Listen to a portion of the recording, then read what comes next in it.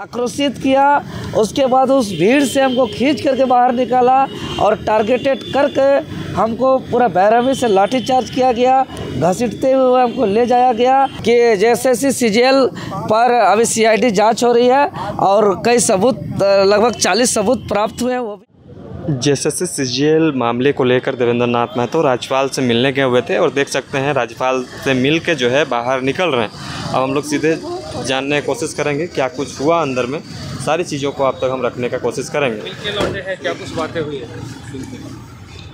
जी, जो 16 दिसंबर को जो हम लोग जेएसएससी कार्यालय छात्र हित के लिए गए थे और उस दिन संतोष कुमार नामकुम एएसआई समेत दर्जनों पुलिसकर्मी जो क्रूरतापूर्ण दुर्व्यवहार किया था, उनका न्यायिक जांच की मांग को लेकर के हम गए थे।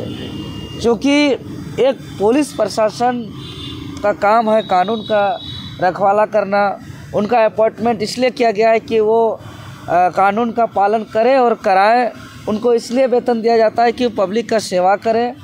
लेकिन उस दिन जो दुर्व्यवहार किया गया कि 500 मीटर तक निषेधाज्ञा लागू था जेएसएससी कार्यालय से, और हम लोग कम से कम 2 किलोमीटर दूर नामकुम बाज़ार सदाबहार चौक के पास मैदान में थे।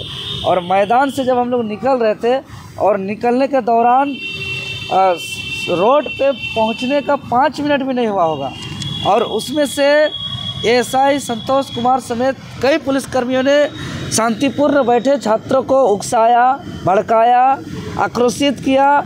उसके बाद उस भीड़ से हमको खींच करके बाहर निकाला और टारगेटेड करके हमको पूरा बेरहमी से लाठीचार्ज किया गया, घसीटते हुए हमको ले जाया गया।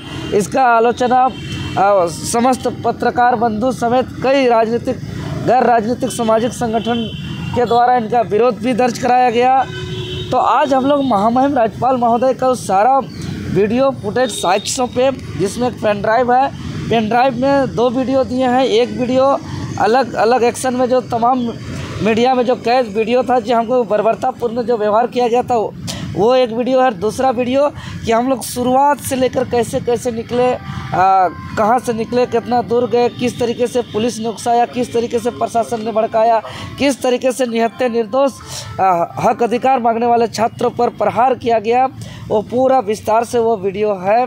और दूसरा कई फोटोग्राफ हैं, कोई अखबार के कटिंग है, बहुत सारा चीज़ हम लोग सबूत सौंपे हैं। राज्यपाल ने क्या कहा देवेंद्र? और हम लोग ने निवेदन किया है महामहिम राज्यपाल महोदय को कि इनका जांच किया जाए। और महामहिम राज्यपाल महोदय ने साफ साफ कहा, करिए, ये तो देवेंद्र नाथ महतो खुद हम जान रहे हैं कि जिस जगह पे घटना घटा है वो जगह रांची लोकसभा क्षेत्र आता है, जहाँ से देवेंद्र नाथ महतो सम्मानजनक वोट लाए हैं, 1.5 लाख आसपास वोट लाए हैं रांची लोकसभा क्षेत्र से। राज्यपाल बोले हैं हाँ, इस बात को बोले, इस बात को भी बोले उन्होंने कि सिल्ली से भी इनका अच्छा वोट आया। तो एक सम्मानजनक युवा दिलों के धड़कन और आंदोलनकारियों पर इस तरीके से दुर्व्यवहार करना, ये लोकतंत्र का हत्या है। ऐसा बिल्कुल नहीं होना चाहिए।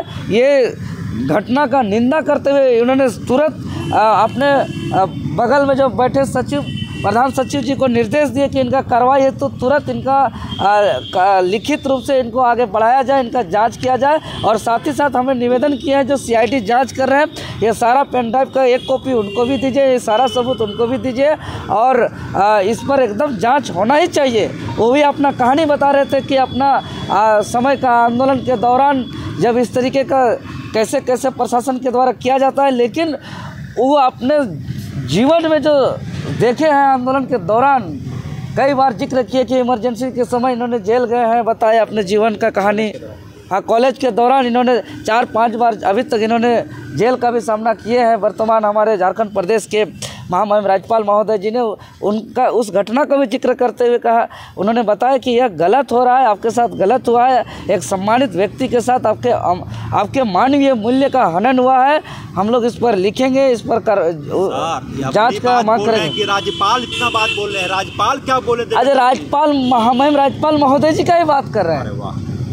उन्होंने अपना जीवन का भी घटना जिक्र करते हुए बताया और कॉलेज के दौरान इमरजेंसी के दौरान उन्होंने कितना एक बार 17 दिन जेल में रहे, एक बार 1 साल एक बार जेल में रहे। बोले कि मुख्य सचिव डीजीपी को बुलाते हैं, क्यों हुआ ऐसा? नहीं, उन्होंने बोले कि इसको लिख के हम लोग कार्रवाई के लिए, जांच के लिए आगे भेजेंगे और ये जांच होगा, क्योंकि मेरा और इसको हम लोग आगे इस पर और कार्रवाई के लिए हम मानव अधिकार आयोग को भी हम लिखने जा रहे हैं। जो संतोष कुमार ASI नामकुम के विरुद्ध हम हाईकोर्ट में भी इनका रिट फाइल करने जा रहे हैं और इस पर और हर एक जगह हम इस पर लिखित शिकायत करेंगे और इस पर कार्रवाई कराने का काम करेंगे।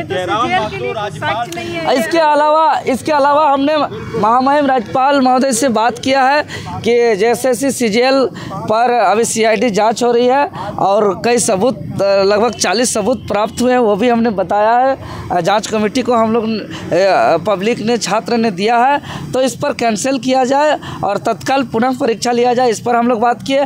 दूसरा JPSC से संबंधित बात किए कि अभी पिछले 4 महीनों से चेयरमैन का अपॉइंटमेंट नहीं किया गया है, जिसकी वजह से रेंजर ऑफिसर का 11th JPSC का CDPO का रिजल्ट नहीं आ पा रहा है, नई विज्ञापन नहीं आ पा रहा है, तो तत्काल संज्ञान में लिया जाए।